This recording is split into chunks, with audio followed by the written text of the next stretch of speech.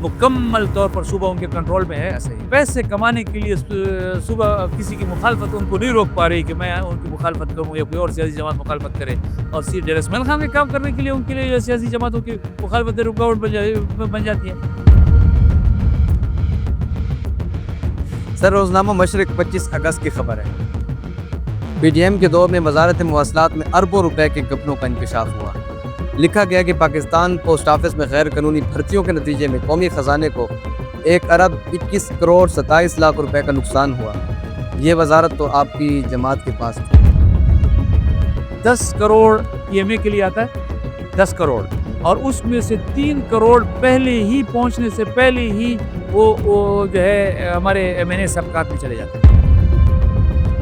नजरियाती सियासत पाकिस्तान में हमारी इस्टेब्लिशमेंट को इंतहाई नापसंद है।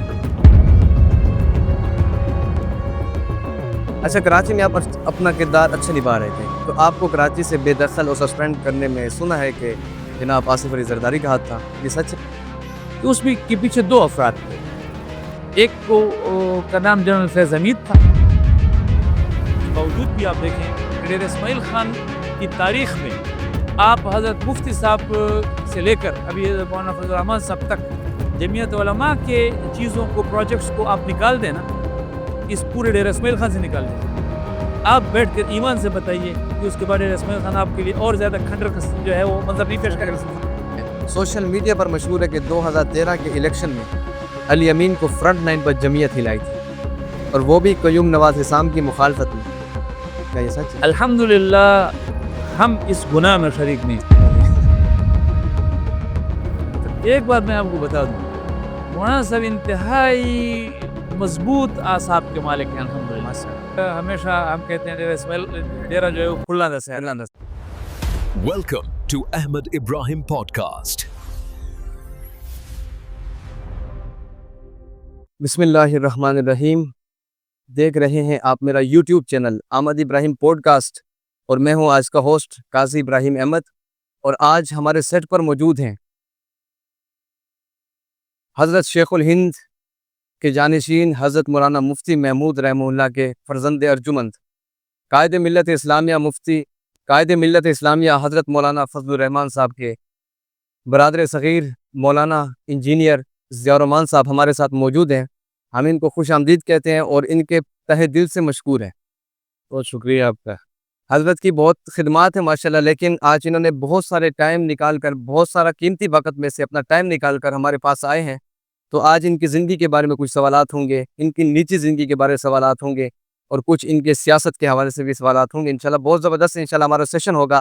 तो हम सबसे पहले मौलाना साहब से सवाल करना चाहेंगे, मौलाना साहब आपका बचपन कहाँ और कैसे गुजरा? बिस्मिल्लाहिर्रहमानिर्रहीम। सबसे आपका शुक्रिया, जज़ाकल्लाह। आपने दावत दी। बचपन तो कुछ अब्दुल खेल में गुजरा, माशाल्लाह। क्योंकि पैदाइश अब्दुल खेल की है, तो इब्तिदाई साल जो है वो तो अब्दुल खेल के। फिर उसके बाद स्कूलिंग के लिए फिर मुल्तान, क्योंकि हज़रत मुफ्ती साहब रहमहुल्लाह जो है वो मुल्तान में उनका पूरा सेटअप वहाँ था। माशाल्लाह। तो उसके बाद सब लोग, हम फैमिली के मौलाना साहब से लेकर हम सब शिफ्ट हो। उनके नहीं, शिफ्ट तो ऑलरेडी थे। ठीक है। वो हज़रत मुफ्ती साहब के ज़माने से ही उधर सबकी पढ़ाइयाँ उधर चल रही थी। ठीक है। तो उसी के तसलसल में फिर मैं भी मुल्तान चला गया। फिर मुल्तान से मैट्रिक किया। तो बचपन तो यही डेरा इस्माइल खान में अब्दुल खेल और मुल्तान के बीच में सैंडविच रहा। सैंडविच रहा, ठीक है। इंजीनियरिंग की तरफ आपका रुझान कैसे हुआ? शौक था या? जी, इंजीनियरिंग मेरा शौक था। शौक था। और मैं अपने घर का पहला एक फ़र्द हूँ जो इस तरफ गया है, और मुझे बड़ी मुश्किल से इसकी इजाज़त मिली, क्योंकि हम सब जो है वो बिल्कुल एक सेट पैटर्न था कि हमने मैट्रिक करनी और फिर मैट्रिक के बाद मदरसे में जाना। अच्छा। अब उस सेट पैटर्न से हटना ये बड़ा ही मुश्किल काम था, और मुझे ये यकीन नहीं था कि मुझे इसकी इजाज़त मिलेगी। लेकिन फिर एक वजह ऐसी हुई कि जिसकी वजह से फिर मुझे इजाज़त मिली और फिर मैं इंजीनियरिंग के लिए गया। तो ये मेरा शौक था, ऐसा नहीं कि मुझे किसी ने उसकी तरफ मुतवज्जे किया। پہلے سے ہی میرا ایک وہ تھا کہ میں انجینئر بنوں. جی ہاں. بطور کمشنر آپ نے کراچی سمیت کئی بڑے شہروں میں خدمات سر انجام دی. یہ آپ کا تجربہ کیسا رہا؟ قاضی صاحب یہ بڑا ایک اچھا ایکسپیرینس ہوتا ہے جب آپ انتظام کے اس میں جاتے ہیں، فیز میں جاتے ہیں. یہ تو ساری ایڈمنسٹریشن ہے، جی جی مینجمنٹ ہے. اور آپ جب ایڈمنسٹریشن اور مینجمنٹ کے اس فیلڈ میں جاتے ہیں تو بہت سارے چیزیں آپ کے سامنے آتی ہیں، بہت رکاوٹیں آپ کے سامنے آتی ہیں، بہت فیسیلیٹیشن آپ کے سامنے آتی ہے. اب ان تمام فیزز سے کیسے گزرنا ہے، آپ نے جتنی فیسیلیٹیشن ہے اس کو آپ نے کیسے یوز کرنا ہے اپنے منصب کے لیے، لوگوں کے لیے. جتنی رکاوٹیں آ رہی ہیں پھر اس کو آپ نے دور کیسے کرنا ہے، پھر ان چیزوں کو مینیج کیسے کرنا ہے. یہ بہت ہی زیادہ رچ ایکسپیرینس ہوتا ہے جو اللہ کے فضل و کرم سے مجھے حاصل ہوا. اور وہی جو ہے وہ آج میرے کام بھی آ بھی رہا ہے اور انشاءاللہ مستقبل میں بھی آئے گا. ماشاء اللہ. کراچی جیسے بڑے شہر کو سنبھالنے میں سب سے مشکل پہلو کون سا تھا آپ کے لیے جو آپ نے دیکھو کہ واقعی بہت مشکل ہے یہ؟ کراچی بہت بڑا شہر ہے بھائی صاحب، بہت بڑا شہر. دو چیزیں ایسی ہیں میری نظر میں کہ وہ حد سے زیادہ مشکلات کا سبب بنتی ہیں. ایک یہ کہ وہاں کا جو لوکل باڈیز کا سسٹم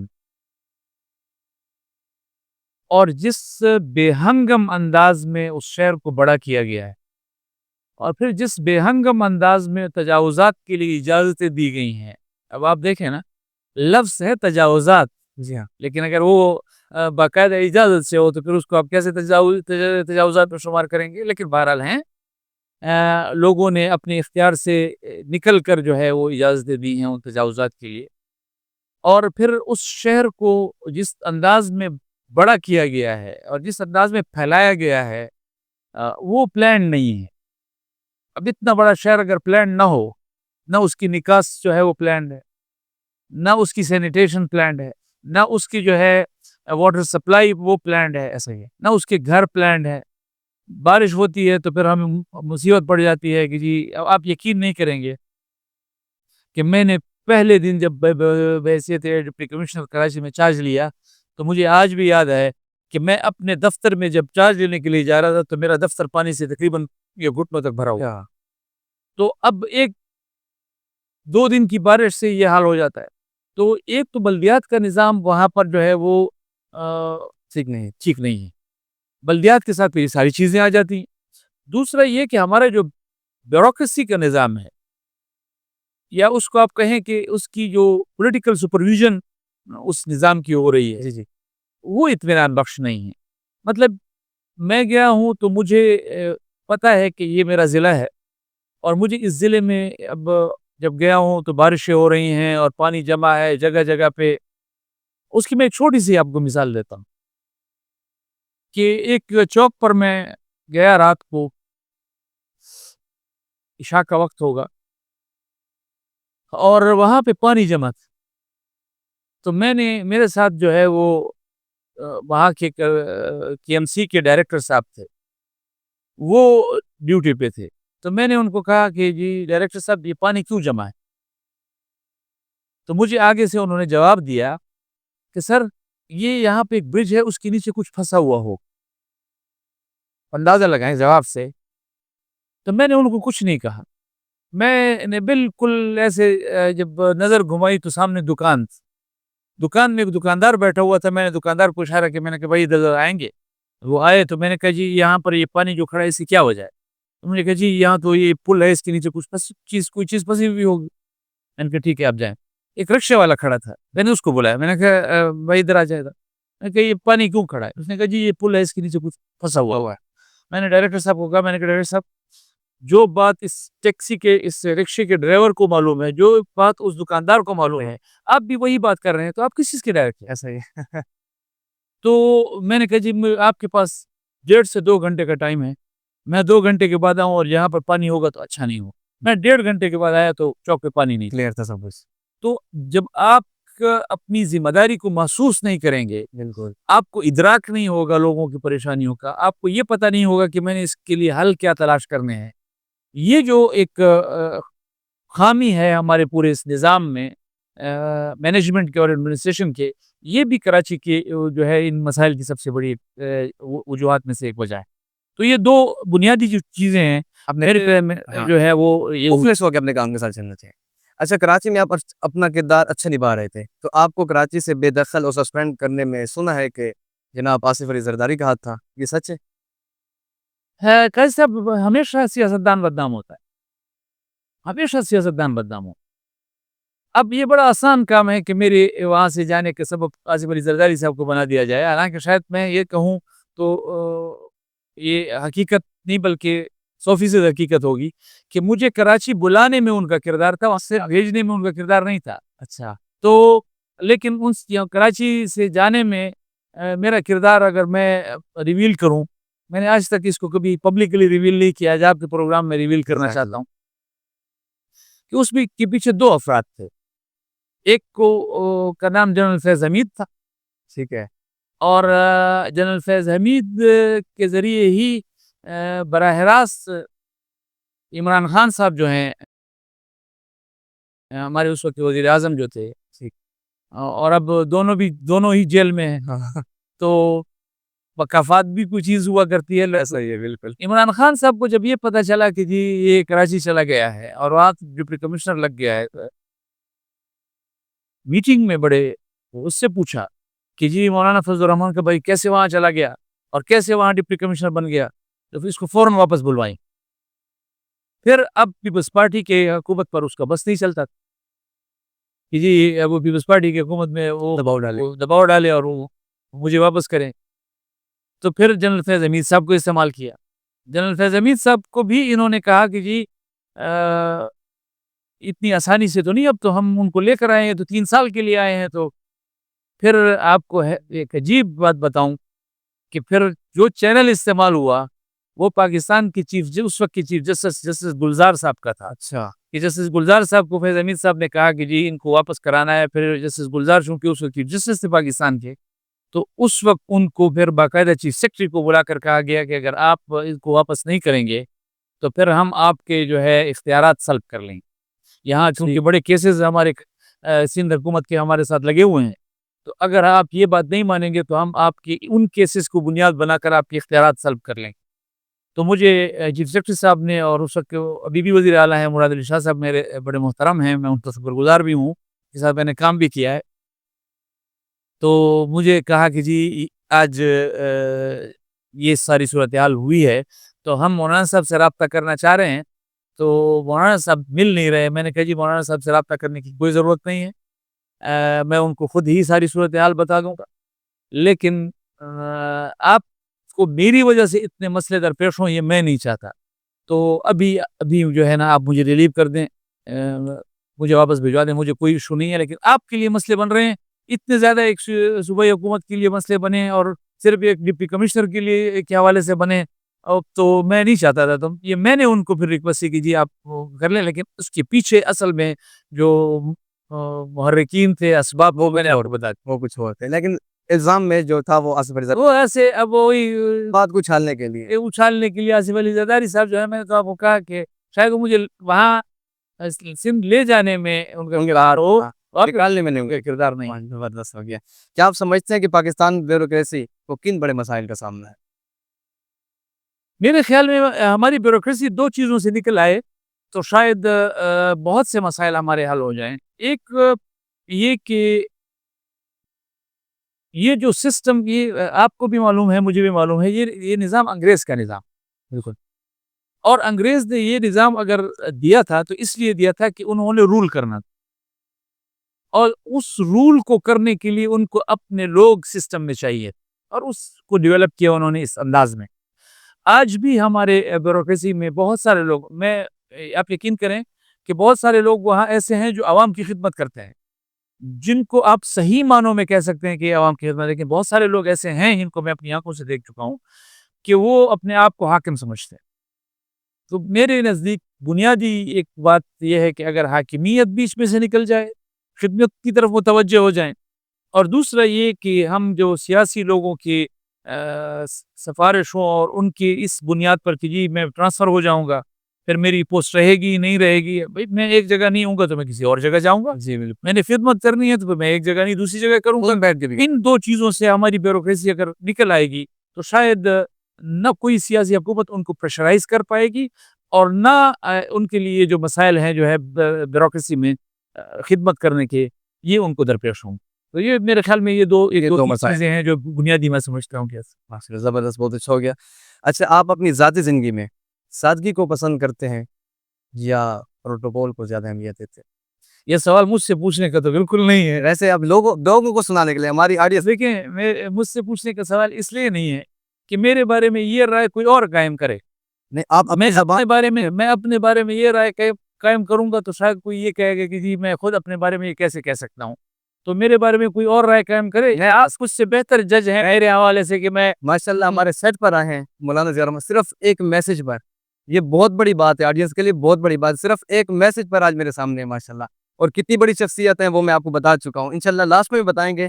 صرف ایک میسج پر ماشاءاللہ بہت سادہ مزاج, بہت خوش مزاج ہے. اللہ پاک ان کو بھی رحمت رکھے اور مزید استقامت نصیب فرمائے. آمین آمین.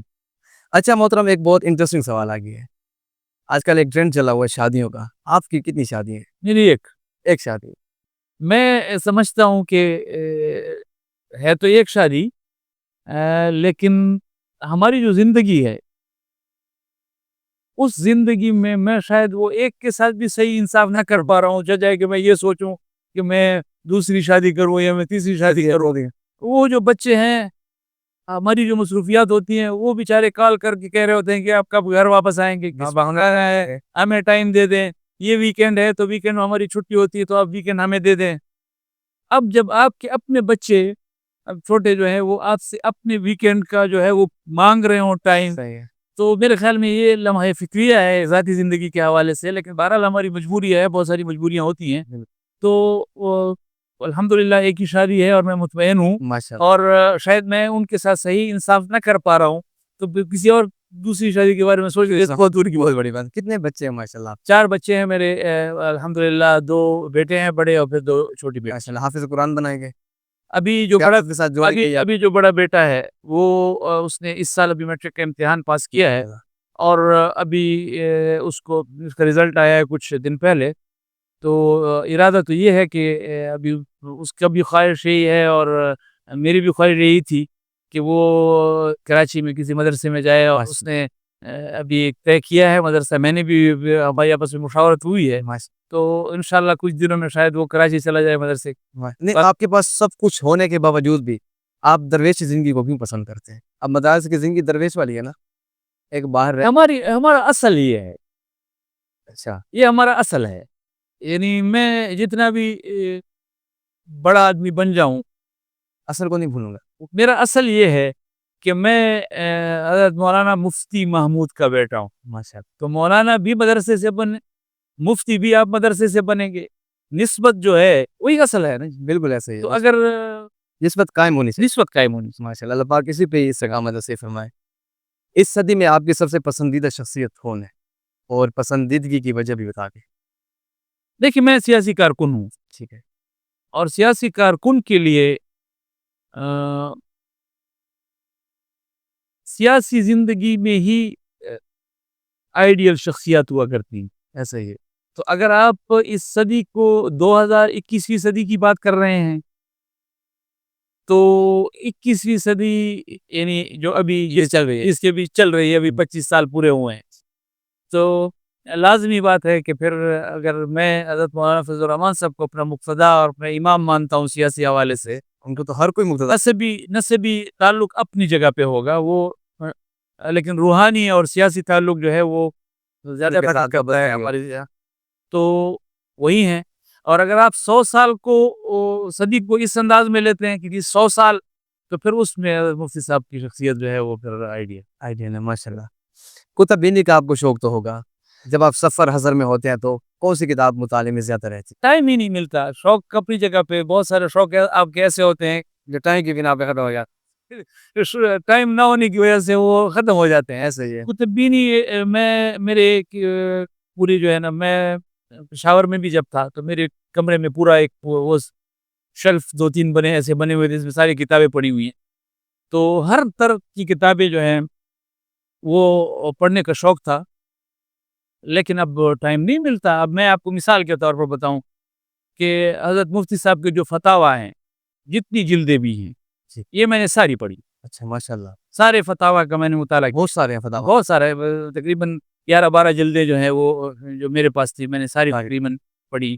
اسی طرح پولیٹیکل سائنس سے متعلق کتابیں جو ہیں وہ میں نے بہت پڑھی ہیں. میں چونکہ پولیٹیکل سائنس کا طالب علم بھی رہا ہوں. میری انجینئرنگ اپنی جگہ پہ میرے زندگی میں تعلیم کے حوالے سے بالکل 180 ڈگری کا وہ جو ہے وہ آتا رہا ہے. یا میں نے انجینئرنگ کی، ماسٹرز کیا، تو پھر اس کے بعد میں نے کمیونیکیشن الیکٹرانکس میں، یا پھر میں یک لخت جو ہے مڑا پولیٹیکل سائنس کی طرف. ٹھیک. تو ایک طرف سائنس، پھر آرٹس، تو میں نے پھر پولیٹیکل سائنس کی. تو اس حوالے سے بہت ساری کتابیں میرے جو ہے نا اس میں رہی ہیں. اسی بات سے مجھے ایک بات اور بھی آ گئی ہے. میں آپ کو مولانا صاحب کہہ کے مخاطب کر رہا ہوں، ایسے ہر کوئی آپ کو مولانا صاحب کہتا ہے، اور آپ کہہ رہے ہیں آپ انجینئر بھی ہیں اور پولیٹیکل سائنس آپ نے کیا. وہ بھی کیا میں نے. درس نظامی یہ درس نظامی بھی میں نے تقریباً 3-4 سال جو ہے مدرسے میں پڑھا. اچھا یہ بھی کیا پڑھا تبھی کیا ہوا. ماشاء اللہ حافظ قرآن. ماشاء اللہ ماشاء اللہ. مولانا صاحب بچپن کا کوئی ایسا واقعہ جو آج تک آپ کو یاد ہو، جو آپ کو جب بیٹھے ہوں بندہ سوچتے ہیں کوئی پرانی باتیں یادیں آ جاتی ہیں تو بندہ مسکرا دیتا ہے، کوئی ایسا واقعہ کوئی اپنا سنا دے میں نے آج تک نہ سنائے ہو، پہلی بار میں نے آن ریکارڈ تو یہ بات کبھی نہیں سنائی ہوگی، آج سنا ہے. لیکن بہت سارے ایسے واقعات ہوتے ہیں انسان کو یاد نہیں ہوتے. ایسا ہی ہے. مطلب آپ کو سمجھتے ہیں کہ جی یہ واقعہ ایسا ہے جو میرے لیے ناقابل فراموش ہے. جی لیکن بہت ہی بچپن کا، جب میں غالباً کوئی 3.25 سال کا ہوں گا، میں نے شاید آف ریکارڈ جو ہے وہ آپ کو سنایا بھی جی کہ حضرت مفتی صاحب جب آخری سفر پر جا رہے تھے اور اس کے بعد پھر وہ کراچی میں ان کی انتقال ہوا، تو سفر پر جاتے ہوئے گاڑی کے دروازے پہ میں نے ان کو کہا کہ میں نے کہا بابا میرے لیے اسکوٹر لانا ہے. ہاں. تو انہوں نے کہا کہ جی وہ ابھی گیلے ہیں، جب سوکھ جائیں گے تو لے گا. تو یہ بات مجھے آج بھی یاد آتی ہے. تو مجھے ایسے آ جاتے ہیں. مسکراہٹ بھی آتی ہے اس پہ، اور ان کا آخری جو ہے جانا بھی یاد آتا ہے. سیاست کی طرف آ جائیں تھوڑا سا. آپ سیاست میں کیوں آئے؟ گھر کی لونڈی ہے، گھر کی باندی کہیں لونڈی کہیں، یا پھر آپ کا شوق آپ کو اس طرف کھینچنا ہے؟ دیکھیں شوق کو اگر ہم ذرا تھوڑا سا انالائز کریں کہ شوق کہتے کس چیز کو، شوق خود بنتا کیسے ہے. جی. اب میں ایک گھر میں پیدا ہوا، اور اس گھر میں صبح بھی سیاست دیکھ رہا ہوں، دوپہر کو بھی سیاست دیکھ رہا ہوں، شام کو بھی سیاست دیکھ رہا ہوں، رات کو بھی سیاست دیکھ رہا ہوں. میں چھوٹا بچہ ہوں تو میں جلسے جلوس کو دیکھ رہا ہوں، تقریریں سن رہا ہوں. میری عمر بڑھتی جا رہی ہے تو سیاست میرے ساتھ ساتھ چلتی جا رہی ہے. تو اسی طرح شوق ڈیولپ ہوتا ہے. ایسے ہی شوق ہوتا ہے. ماحول آپ کو اس طرف لے کر جاتا ہے، اور ماحول آپ کو جو ہے وہ بلکہ میں اگر کہوں کہ میں حادثاتی طور پر بیوروکریسی میں گیا ہوں. میرا ارادہ ہے، بلکہ میں اگر آپ کو ایک بات کہوں تو 2002 کا جب میں اس وقت انجینئرنگ سے فارغ ہوا تو الیکشنز کا زمانہ تھا. ٹھیک ہے. اس وقت مولانا صاحب کی خواہش تھی کہ میں الیکشن لڑوں. ٹھیک ہو. اور جو سیٹ انہوں نے 2002 میں 2002 میں تو جو سیٹ انہوں نے میرے لیے پسند کی تھی، میرے اس میں وہ تھا کہ وہ اس سیٹ پہ مجھے الیکشن لڑانا چاہ رہے ہیں. تو جب جماعت کا اجلاس ہوا، اور مجھے آج بھی یاد ہے، اللہ تعالیٰ غریق رحمت کریں مولانا قاری نواز صاحب کو، تو وہ اور سارے ہمارے اکابر جو ہے وہ بیٹھے ہوئے تھے. تو انہوں نے کہا کہ جی ہماری رائے تو یہ ہے کہ اس سیٹ پر جو ہے وہ فرمان صاحب الیکشن لڑتے ہیں. اور پھر فیصلہ مولانا صاحب نے انہی کا مانا. تو وہ جو فرمان صاحب کا جب فیصلہ ہوا اور رائے ان کے حساب سے آئی اور جماعت نے تو پھر اس کے بعد مجھے مولانا صاحب نے کہا کہ پھر آپ نے انجینئرنگ کی ہے تو پھر اس کو ذرا تھوڑا سا کوئی استعمال بھی کر لو. ہاں جی. تو یہ ایک ایسے سمجھیں کہ حادثاتی طور پر میں اس طرف سے آیا. نہیں تو مجھے اکثر اوقات جو ہے وہ یہ سننے کو ملتا تھا کہ جی آپ نے اپنا راستہ چھوڑا ہوا ہے، آپ کو اس حوالے سے جو ہے آپ نے گمراہ ہو چکے ہیں. ماشاء اللہ. مولانا سلمان صاحب آپ سے بڑے ہیں چھوٹے؟ نہیں مجھ سے 10 سال بڑے ہیں. 10 سال بڑے ہیں. چھوٹے چھوٹے عبید عبید الرحمان الرحمان ان سے آپ ان سے بڑے ہیں. جی عبید الرحمان مجھ سے تقریباً کوئی 3.5 سال کے لگ بھگ چھوٹا ہے. بھائیوں میں ہوتا ہے نا ایک سب سے لاڈلا ہوتا ہے. آپ کے گھر میں سب سے لاڈلا ہمارے گھر میں سب سے لاڈلا عبید الرحمان. عبید الرحمان ہے. ہاں ماشاء اللہ. عبید الرحمان ویسے بھی بہت لاڈلا ہے. جماعت کی طرف سے بھی بہت لاڈلی ہے ماشاء اللہ. اچھا ایک سیاستدان کی زندگی. سیاستدان جو ہوتا ہے وہ رات کو جب سوتا ہے تو کچھ یوں کہتے ہیں کہ وہ کانٹوں بھرے بستر پہ سو رہا ہوتا ہے. یہ حقیقت ہے؟ آپ اس میں کیا کہیں گے؟ مشکلات ہوتی مشکل تو ہے. سیاست انتہائی مشکل کام ہے. دیکھیں جہاں لوگوں کی امیدیں آپ سے وابستہ ہو جائے، ہر وہ کام جس میں لوگوں کی امیدیں آپ سے وابستہ ہوں، لوگ ان امیدوں کو لے کر آپ کی طرف رجوع کریں جی بھائی. اور وہ یہ سمجھیں کہ جی ہماری یہ مشکل اسی طریقے سے یہاں پہنچ جا کر ہی حل ہو سکتی ہے، اور اللہ تعالیٰ نے آپ کو اس قابل بنایا ہو، تو پھر ان امیدوں کے ساتھ پھر بہت ساری چیزیں جڑ جاتی ہیں. تو ان امیدوں پہ پورا اترنا، پھر اس سے شکوے شکایات پیدا ہوتی ہیں. ایسا ہی. آپ کسی کی امیدوں پہ پورا نہیں اترتے، پھر اس سے شکوہ پیدا ہوتا ہے. اب اس کو کس طرح آپ نے مینج کرنا ہے ان امیدوں کو؟ پھر دیکھیں کہ آپ اپنے بس تک کے مکلف ہیں. اللہ نے جتنی آپ کو وسعت دی، آپ کو بس دی ہے، اس کے مطابق جو ہے وہ آپ کام کر سکتے ہیں اور آپ اس کے جواب دیں ہیں. جی ہاں. تو لوگ اس چیز کو بعض اوقات نہیں سمجھ پا رہے ہوتے کہ یہ چیز بس میں ہے. یہ چیز ایک آدمی جو ہے محنت کرتا ہے، وہ اس محنت کو قبولیت جو ہے وہ نہیں ملتی، وہ کام نہیں ہو پاتا. تو کچھ لوگ اس کو سمجھتے ہیں، کچھ لوگ پھر اس کو نہیں سمجھتے، پھر اس سے وہ شکوے شکایت پیدا ہوتے ہیں. تو ان چیزوں کو مینج کرنا جو ہے یہ لازمی بات ہے. جب آپ رات کے بستر پہ جاتے ہیں تو آپ سوچتے ہیں جی یار یہ فلاں جو ہے وہ ناراض نہ ہو جائے، اس نے یہ بات کی ہے، جو ہے اس کا کام ہوا ہے نہیں ہوا، میں نے یہ کرنا ہے، اس میں کامیاب ہو سکتا ہوں نہیں ہو سکتا، یہ مشکلات سامنے آ رہی ہیں، یہ چیز سامنے آ رہی ہے. تو یہ ہے تو مشکل کام، ایسا نہیں ہے آسان کام. سیاست قطعی طور پر آسان کام نہیں ہے، بہت مشکل کام. مشکل کام ہے، بالکل ایسے ہی ہے. اچھا ڈیرہ اسماعیل خان ہمیشہ اہم شخصیات کا مرکز رہا ہے، مگر اتنا اہم شہر ہونے کے باوجود یہ اتنا پسماندہ کیوں ہے؟ دیکھیں ڈیرہ اسماعیل خان کی خوش قسمتی بھی ہے اور بدقسمتی بھی ہے. خوش قسمتی اور بدقسمتی کی وجوہات دونوں ایک ہیں. جہاں تک میری رائے غلط بھی ہو سکتی ہے، میں یہ نہیں کہہ سکتا، میری رائے بدقسمتی زیادہ ہے. وہ یہ ہے کہ ڈیرہ اسماعیل خان کا ایک تعارف ہے، وہ حضرت مفتی صاحب کی ذات سے بھی ہے، جی حضرت مولانا صاحب کی ذات سے بھی. بالکل. اب دونوں آپ دیکھ لیں کہ جمعیت ہے، جمعیت سیاست کرتی. جمعیت کے سیاست میں جو بنیادی چیز ہے وہ ہے آپ کی نظریات. نظریاتی سیاست پاکستان میں ہماری اسٹیبلشمنٹ کو انتہائی ناپسند پسند نہیں کرتی اس چیز کو. انتہائی ناپسند ہے. یعنی اگر آپ اسٹیبلشمنٹ سے کوئی چیز پوچھیں نا کہ آپ کے ناپسندیدہ ترین چیزوں میں کوئی چیز کیا ہے، تو وہ آپ کو سب سے پہلے کوئی چیز بولے نظریاتی سیاست. نظریاتی سیاست ہوگی تو ان کی رٹ نہیں ہوگی.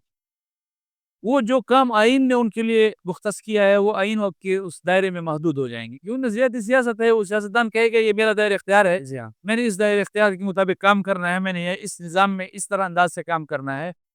لیکن اسٹیبلشمنٹ کا دعویٰ یہ ہے کہ یہ ریاست جو ہے یہ ہمارے لیے بنی ہے اور ہم نے ہی اس میں حاکمیت کرنی ہے، آپ لوگ بس ویسے جونگے میں کام کر رہے ہیں، سیاست کر رہے ہیں.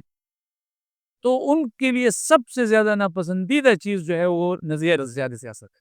اب یہاں مفتی صاحب نے سیاست کی تو نظریاتی سیاست، یہاں مولانا صاحب نے سیاست کی تو نظریاتی سیاست کی. تو ہر ممکن کوشش کی گئی کہ راستے میں روڑے اٹکائے جائیں. اب یہ ٹھیک ہے، خوش قسمتی ہے کہ دنیا میں ایک تعارف ہے ڈیرہ اسماعیل خان کا. ہمارا بدترین مخالف بھی کئی بار جاتا ہے نا تو وہ کہتے ہیں جی ڈیرہ اسماعیل خان کو اچھا وہ مولانا صاحب، جی ہم تو مولانا صاحب کے ساتھ بڑا تعلق ہے اور یہ فائدہ لیتے ہیں. جی ہاں. ہمارا اب فوت ہو چکے ہیں ہمارے عبدالخیل کے، ہمارے مخالف بھی تھے، ہمارے پڑوسی بھی تھے، اور ہمیں بڑے اس سے بتایا کرتے تھے. میں تو جب باہر جاتا ہوں تو میں لوگوں کو کہتا ہوں کہ جی میں تو عبدالخیل کا ہوں ڈیرہ اسماعیل، تو کہتے ہیں اچھا مولانا صاحب کے گاؤں کے، تو میں ان کو کہتا ہوں ہاں ہم تو پڑوسی ہیں، بڑا اچھا تعلق ہے، تو میں پروٹوکول انجوائے کرتا ہوں مولانا صاحب کے نام سے. تو یہ اپنی جگہ پہ ہوگا، لیکن اسٹیبلشمنٹ نظریاتی سیاست کی وجہ سے اس کے رد عمل میں پھر روڑے اٹکاتی، پھر آپ کو جو ہے وہ اقتدار سے دور رکھتی ہے، پھر آپ کو اقتدار سے محروم رکھتی ہے. اور یہی ایک پوائنٹ جو ہے ہمارے مخالفین کے لیے سب سے بڑا ایک خوش قسمتی والا پوائنٹ ہے کہ آج کل کہ جس وقت آپ اور ہم بیٹھے ہوئے ہیں، اس وقت بھی اگر کوئی اقتدار کے ایوانوں میں بیٹھا ہوا ہے تو وہ صرف اس بنیاد پر بیٹھا ہوا ہے کہ وہ مولانا فضل الرحمان کا مخالف، بس اس کا کوئی اور کرائٹیریا نہیں ہے، اس کی اور کوئی صلاحیت نہیں ہے. میرے خیال میں اس وقت بھی اگر ہمارے جو اقتدار کے ایوانوں میں بیٹھے ہوئے ہیں، ہمارے جس طرح صوبائی حکومت میں بیٹھے ہوئے ہیں، بخدا کسی اسٹیبلشمنٹ کی کسی چھوٹے سے چھوٹے اہلکار کو، کسی کرنل، کسی بریگیڈیئر کو آپ پوچھ لیں اور ان کو وہ کہیں کہ یہ جس بندے کو آپ نے منتخب کر کے وہاں بٹھایا ہوا ہے، اس کو آپ اپنے دروازے پر چپڑاسی بھی رکھنا پسند کریں گے؟ وہ آپ کو شاید کہے کہ نہیں یار یہ ہماری اس جوگے بھی نہیں ہے. لیکن صرف مولانا فضل الرحمان کی مخالفت کی وجہ سے یہ ہے کہ وہ جو ہے ایک کو گورنرشپ دی ہوئی ہے اور ایک کو وزیر اعلیٰ شپ دی ہوئی ہے. اور یہی ہمیشہ ہمارا مخالف جو ہے اس کا فائدہ اٹھاتا ہے کہ جب اسٹیبلشمنٹ کو ہماری سیاست ناپسند ہوتی ہے اور وہ ہمیں سائڈ پہ دیوار سے لگانا چاہتے ہیں، تو ہمارے مخالفت میں یہ نہیں دیکھتے کہ یہ جو ہے وہ کسی درجے کا ہے نہیں ہے، گیا گزرا ہے، جیسے بھی ہے اٹھا کر اس کو لے جاتے ہیں. صرف یہ خالصت کو دیکھا، یہ بنیادی سبب ہے اس آپ کے سوال کا جو آپ نے کیا ہے کہ جب آپ نظریاتی سیاست کریں گے تو پھر اسٹیبلشمنٹ آپ کے لیے رکاوٹیں پیدا کریں گے. لیکن اس کے باوجود بھی آپ دیکھیں کہ ڈیرہ اسماعیل خان کی تاریخ میں آپ حضرت مفتی صاحب سے لے کر ابھی مولانا فضل الرحمان صاحب تک جمعیت علماء کے چیزوں کو، پروجیکٹس کو آپ نکال دیں نا، اس پورے ڈیرہ اسماعیل خان سے نکال دیں، آپ بیٹھ کر ایمان سے بتائیے کہ اس کے بعد ڈیرہ اسماعیل خان آپ کے لیے اور زیادہ کھنڈر جو ہے وہ منظر نہیں پیش کرے. خان بچتے ہی نہیں ابھی سے، کچھ ہے ہی نہیں اس میں. تو یہ ایک بنیادی سبب ہے جو آپ نے سوال کیا. سوشل میڈیا پر مشہور ہے کہ ڈیرہ اسماعیل خان مختلف شخصیات کے باہمی اختلافات کی وجہ سے آج اسی حالت میں. کہا جاتا ہے کہ اگر ایک پارٹی بجلی کے مسئلے کو حل کرنے کا سوچتی ہے تو مخالف پارٹی اس کی راہ میں دیوار بن جاتی ہے. یہ سچ ہے؟ کیسے آپ مجھے بتائیں، اس وقت آپ کا ڈیرہ اسماعیل خان میں کوئی بھی سوشل میڈیا پہ یہ کہے، کوئی ویسے راہ چلتے ہوئے روڈ پر کہے، چوک پر، چوراہے پر کہے، تو میں شاید اس کو ٹھیک نہیں کہوں گا. جمعیت علماء اسلام کی مخالفت اور رد عمل اور نظریاتی سیاست کی مخالفت میں ہی صحیح، لیکن اسٹیبلشمنٹ نے آپ کو حکومت تو دے دی ہے. جی بالکل.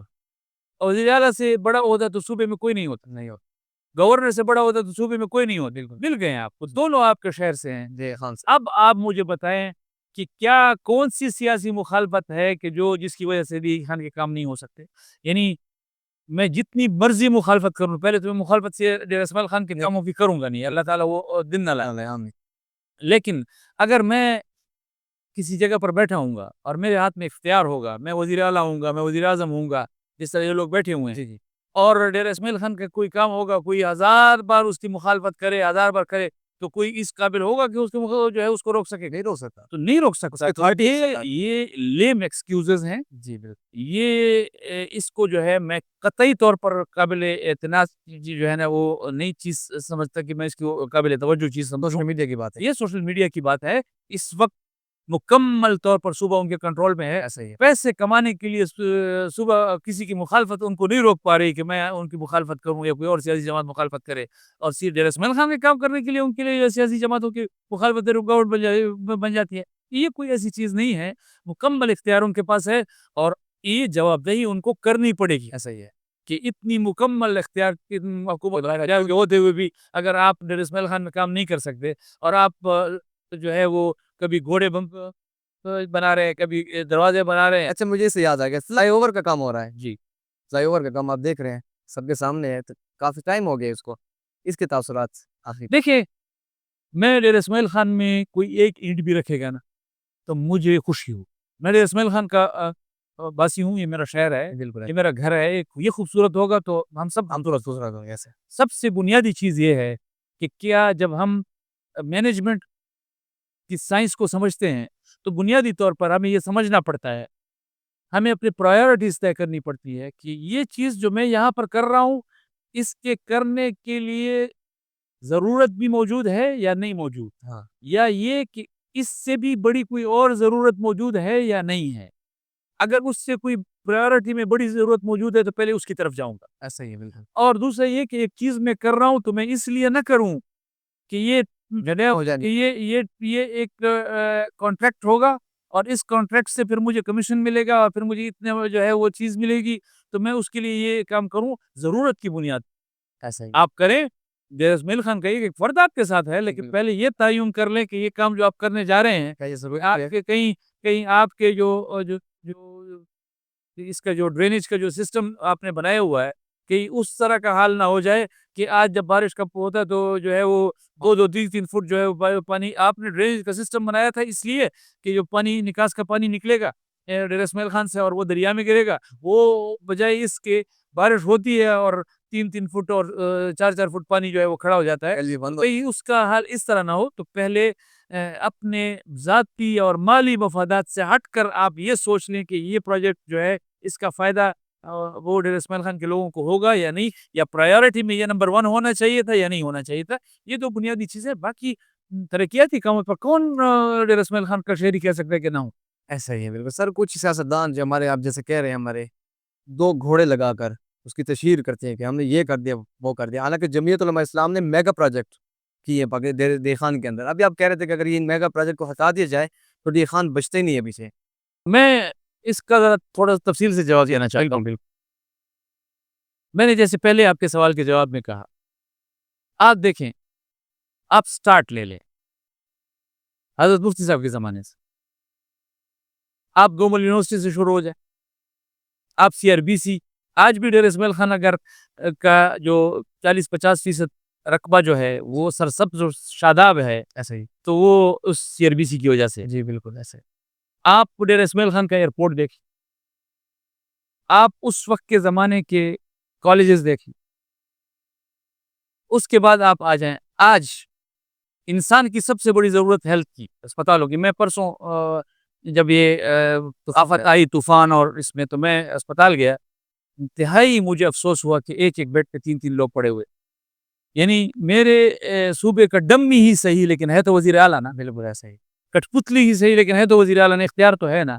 اس کے گھر سے ڈسٹرکٹ ہیڈ کوارٹر اسپتال آدھا کلومیٹر کے فاصلے پر ہوگا, آدھا کلومیٹر. لیکن آدھے کلومیٹر کے فاصلے پر بنے ہوئے اس اسپتال میں وہ ایک بیڈ پر 3 لوگ پڑے ہوئے تھے. اور مجھے انتہائی افسوس ہوا. یہ جو اسپتال بنا ہوا ہے, آپ کو شاید یاد ہو یا نہ ہو, ہمیں تو یاد ہے, یہ ایک سرخ اینٹوں کا ایک ڈسٹرکٹ ہیڈ کوارٹر اسپتال ہوا کرتا تھا. اور اس کی ایمرجنسی کے باہر میں نے خود اپنی آنکھوں سے گدھے دیکھے ہیں کہ گدھے کھڑے ہو. اس کو اس طرز پر پہنچانا یہ جمعیت علماء کا 300 بیڈ پہ مشتمل اسپتال جو ہے مفتی محمود اسپتال, یہ جمعیت علماء اسلام کا کارنامہ ہے. کینسر اسپتال, یہ جمعیت علماء اسلام کا کارنامہ ہے. اسی سے گومل میڈیکل کالج جو ہے وہ جمعیت علماء اسلام بہت بڑا کالج کارنامہ ہے.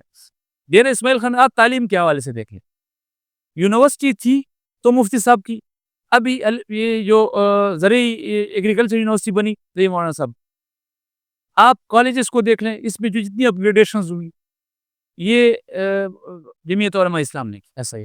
آپ ڈیرہ اسماعیل خان کے بورڈ کو دیکھ لیں, بنو ہمارے لوگ جایا کرتے تھے, بالکل دیکھا, اور بنو سے ڈیرہ اسماعیل خان کو ہم بورڈ لے کر آئے, تو یہ جمعیت علماء اسلام کا کرنا. آپ ڈیرہ اسماعیل خان میں سوئی گیس کا نام و نشان نہیں تھا, نہیں تھا بالکل. گیس آئی تو گرگری گیس جو ہے وہ جمعیت علماء اسلام کا کارنامہ.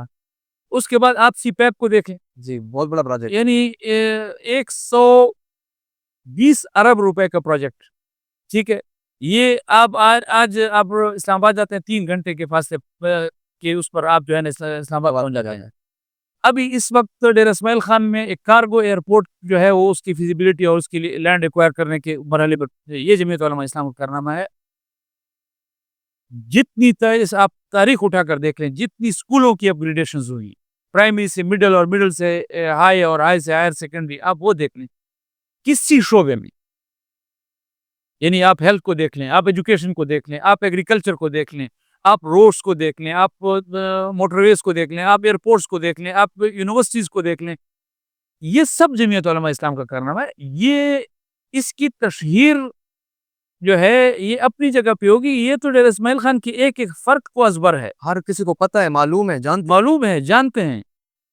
باقی اگر وہ ایک گھوڑے لگانے پر تشہیر کرتے ہیں تو پھر اس کا فیصلہ ڈیرہ اسماعیل خان کے لوگوں کو کرنا ہوگا نا. چاہیے بالکل.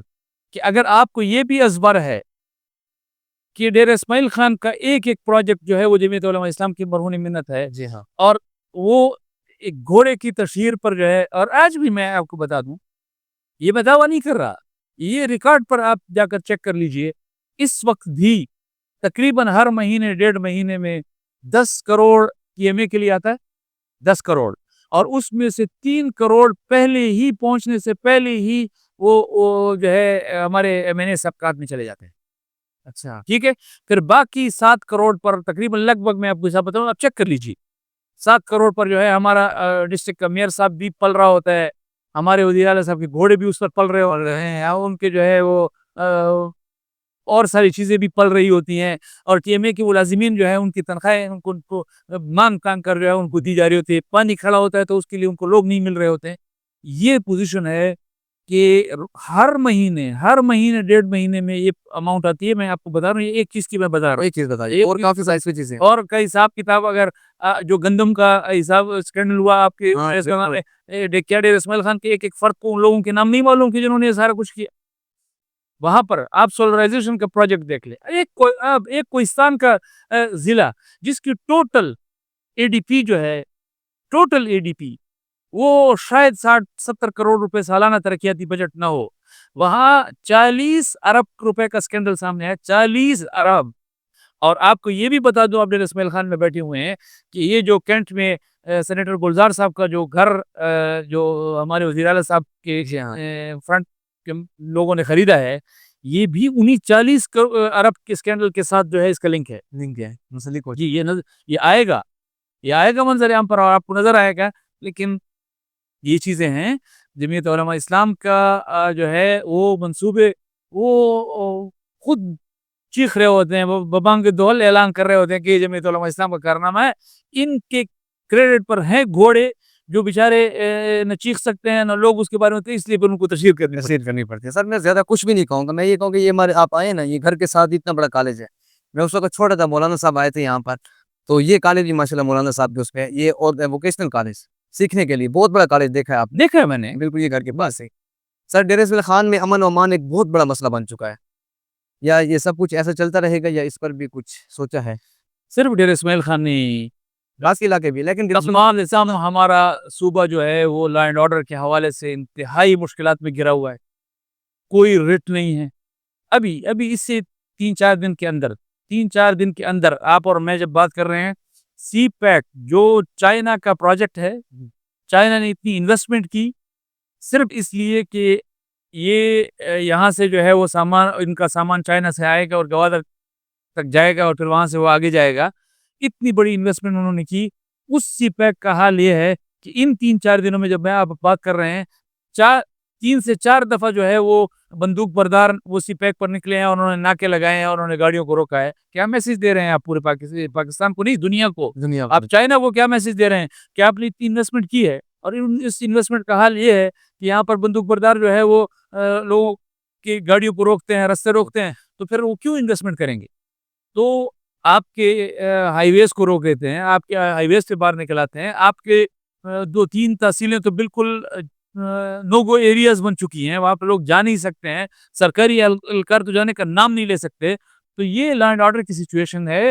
اور قاضی صاحب, جس صوبے کے وزیر اعلیٰ کے بارے میں پاکستان کا وزیر داخلہ, پاکستان کا وفاقی وزیر داخلہ جس صوبے کے وزیر اعلیٰ کے بارے میں کہتا ہو کہ جی یہ تو بندوق برداروں کو بھتہ دیتا ہے, وہاں پر امن و امان کی کیا بات آپ پوچھتے ہیں؟ میں کیا بات کروں گا اور آپ کیا بات کریں؟ سر ابھی حال ہی میں یہ جو آپ بتا رہے ہیں, یہ ٹول پلازا پر ایک ویل پرسنالٹی قائد ملت اسلامیہ مولانا فضل الرحمان صاحب کے صاحبزادے مولانا اسجد محمود صاحب کے ساتھ یہ واقعہ پیش ہے. سوشل میڈیا پر کافی چلا ہے. اس کی حقیقت کیا ہے سر, اس واقعے کی تھوڑا تفصیل؟ دیکھیں, اس واقعے کی حقیقت یہ ہے کہ اب اس سے آپ اندازہ لگائیں نا کہ اس دن ہمارا یہ کٹ پتلی وزیر اعلیٰ اس کی روڈ سے آدھا گھنٹہ پہلے گزرتا ہے, ٹھیک ہے, پھر اس کے آدھے گھنٹے کے بعد ہمارا گورنر صاحب اسی جگہ سے گزرتا ہے. پھر اس کے آدھے گھنٹے بعد میں خود مولانا صاحب کے ساتھ موجود تھا، گاڑی میں ہم لوگ پشاور جا رہے تھے، تو ہم گزرتے ہیں، ٹھیک ہو گیا. اب کم از کم 3 وی آئی پیز جو ہیں ان کے قافلے یہاں سے گزرے ہیں. اب یہ کس طرح کا روڈ سیکیور ہونا چاہیے تھا کہ وزیر اعلیٰ بھی گزر رہا ہے، گورنر بھی گزر رہا ہے، مولانا فضل الرحمان صاحب بھی اس سے گزر رہے ہیں. ٹھیک ہمارے آدھے گھنٹے کے بعد اسد محمود کا جو ہے وہ قافلہ وہ یہاں آتا ہے، تو 40 جو ہے وہ 35-40 مسلح لوگ وہ روڈ پر کھڑے ہوتے ہیں. روڈ کو مکمل طور پر انہوں نے کیپچر کیا ہوا ہے اور وہ گاڑیوں کو روکتے ہیں اور وہ اسد سے مطالبہ کرتے ہیں کہ جی آپ نے ہمارے ساتھ چلنا ہے. اسد نے کہا کہ جی آپ کیوں یہ بات کر رہے ہیں کہ میں نے آپ کے ساتھ چلنا ہے؟ انہوں نے کہا جی ہمارے امیر صاحب کا حکم. تو وہ اسد نے کہا کہ جی آپ کے امیر کا حکم یہ ہوگا، مجھے میرے امیر نے یہ حکم دیا ہے کہ جی آپ نے اس طرح بالکل نہیں جانا. ٹھیک ہے. تو وہ پھر ہوا یہ کہ ان کے امیر کی طرف سے جو ہے ان کو کال آ گئی، اس میں 10-15 منٹ لگ گئے. ان کے امیر کی طرف سے ان کو اطلاع آئی کہ یہ آپ ہمیں لگتا ہے ہم نے غلط آدمی پر ہاتھ ڈال دیا تھا، ہم کسی اور کے لیے کھڑے تھے اور جو ہے وہ انہوں نے جو ہے وہ غلط اس پر کر لیا، تو ہم آپ سے معذرت کرتے ہیں تو آپ جائیں. لیکن بہرحال ایک واقعہ تو ہے، واقعہ ہے سر. خان ہے جیسے آپ کہہ رہے ہیں مولانا صاحب اسی وقت گزرے ہیں. جی وزیر اعلیٰ گزرا ہے، گورنر گزرا ہے، پھر ہم گزرے ہیں، مولانا صاحب کا قافلہ گزرا ہے، اور ہمارے 15-20 منٹ کے بعد آدھے گھنٹے کے بعد جو ہے وہ 35-40 مسلح لوگ جو ہے وہ انڈس ہائی وے پر آ جاتے ہیں. جی ہاں، کس قسم کا امن و امان ہوگا عام شہری کے لیے؟ تو یہ تو آپ بتائیں، آپ کے یہاں ڈیرہ اسماعیل خان میں یہاں پہ دن دہاڑے جو ہے وہ تاجروں کا وہ نہیں ہوا، قتل نہیں ہوا. بالکل ایسا. اب یہ اس کو ہم کہیں گے کہ یہ ایک وزیر اعلیٰ کا ضلع ہے یا یہ وزیر اعلیٰ ہے یا اس کا وہ جو ہے وہ اختیار ہے یا اختیار چلتا ہے اس کا. تو اگر اس طرح کے بے اختیار لیس جو ہے حکمران ہمارے ہوں گے، یہی سوٹ کرتے ہیں نا ہمارے اسٹیبلشمنٹ. ایسا ہی ہے بالکل. اگر کوئی اختیار استعمال کرنا جانتا ہو یا وہ اختیار جو ہے وہ استعمال کرنے کا طریقہ آتا ہو یا وہ کرنا چاہتا ہو، تو وہ زیادہ اسٹیبلشمنٹ کو پسند ہوگا یا اس طرح اختیار لیس جو ہے یہ بے دستوپا جو ہے وہ ان کو پسند ہوگا. اس لیے تو یہ حال ہے. سر روزنامہ مشرق 25 اگست کی خبر ہے، پی ڈی ایم کے دور میں وزارت مواصلات میں اربوں روپے کے گھپلوں کا انکشاف ہوا. لکھا گیا کہ پاکستان پوسٹ آفس میں غیر قانونی بھرتیوں کے نتیجے میں قومی خزانے کو 1 ارب 21 کروڑ 27 لاکھ روپے کا نقصان ہوا. یہ وزارت تو آپ کی جماعت کے پاس تھی. اب اس کو 2 حصوں میں تقسیم کر لیں. ایک ہے وزارت مواصلات کے انڈر پوسٹل سروسز جس میں بھرتیاں ہوں، میں اس پر آ جاتا. میں خود اس فیلڈ میں رہا ہوں. کسی پوسٹ کو لانے میں، ان کو بھرتی کے لیے مقرر کرنے میں تو منسٹر کا پریشر ہو سکتا ہے کہ جی آپ جو ہے یہ آپ کے پاس کتنی پوسٹ ویکنٹ ہے. بلکہ میرے حساب سے اگر کوئی منسٹر سب سے پہلے اس کا بنیادی کام ہے تو وہ یہ ہے کہ وہ جب پہلے دن جائے گا اپنے آفس میں تو اس کے وہ سب سے پہلے یہ چیک کرے گا کہ جی میری اسٹیبلشمنٹ کیا ہے، میرے آفس کا نظام جو ہے، جتنا بھی اسٹیبلشمنٹ جو کام کر رہی ہے وہ کس انداز میں کس میکینزم کے ساتھ کام کر رہی ہے. دوسرا یہ کہ کتنی پوسٹیں ہیں جو ویکنٹ ہیں اور کتنی پوسٹیں جس پر لوگ کام کر رہے ہیں. اگر ویکنٹ ہیں تو اس کی ضرورت ہے یا نہیں ہے، اگر ضرورت نہیں ہے تو پھر ہیں کیوں، اور اگر ضرورت ہے تو پھر خالی کیوں. ٹھیک ہے. تو آپ یہ جب بریفنگ لے لیتے ہیں کہ جی آپ کے یہاں افسران کتنے ہیں، آپ نے معلوم کر لیا فلاں افسر فلاں جگہ کام کر رہا ہے، یہ کر رہا ہے، یہ پوسٹ سے ویکنٹ، تو آپ کہہ دیتے ہیں جی اگر یہ آپ کی ضرورت ہے تو آپ ان کو مستعار کر دیا مستعار. ٹھیک ہے. اب لوگوں نے اپلائی کری. اب جو اس کے لیے کمیٹیاں بنتی ہیں، جو ہمارا ایس او پی ہے، اسٹینڈرڈ جو ہمارا آپریٹنگ پروسیجر ہے، وہ یہ ہے کہ اس کے لیے ایک کمیٹی بنتی ہے اور وہ ریکروٹمنٹ کرتی ہے، وہ کاغذات اس کے لیے ایک کرائٹیریا طے کر لیتی ہے. اب کرائٹیریا میں کیا چیزیں ہیں؟ کرائٹیریا میں کیا ہے کہ آپ نے اشتہار دینا ہے، اس کو مشتہر کرتا ہے. ٹھیک ہے. پھر آپ نے درخواستیں وصول کرنی ہے، پھر آپ نے جو اس کا کرائٹیریا رکھا ہوا ہے اس پر اس کو چیک کرنا ہے کہ جی آیا یہ جو درخواستیں ہیں اس کرائٹیریا پہ پورا اترتی ہیں یا نہیں اترتی. پھر اس کے بعد آپ نے ٹیسٹ لینا ہے، پھر ٹیسٹ میں کامیاب لوگوں کو آپ نے انٹرویو کے لیے کال کرنا ہے، اور پھر آخری اس کا جو ہے کہ جب آپ سلیکشن کر لیں انٹرویو میں تو پھر آپ نے ان کی میڈیکل فٹنس چیک کرنی ہے کہ وہ میڈیکلی فٹ ہیں یا نہیں فٹ نہیں ہے. یہ ایک ایس او پی ہے جو آپ کو ہر جگہ پہ پورا کرنا ہوتا ہے۔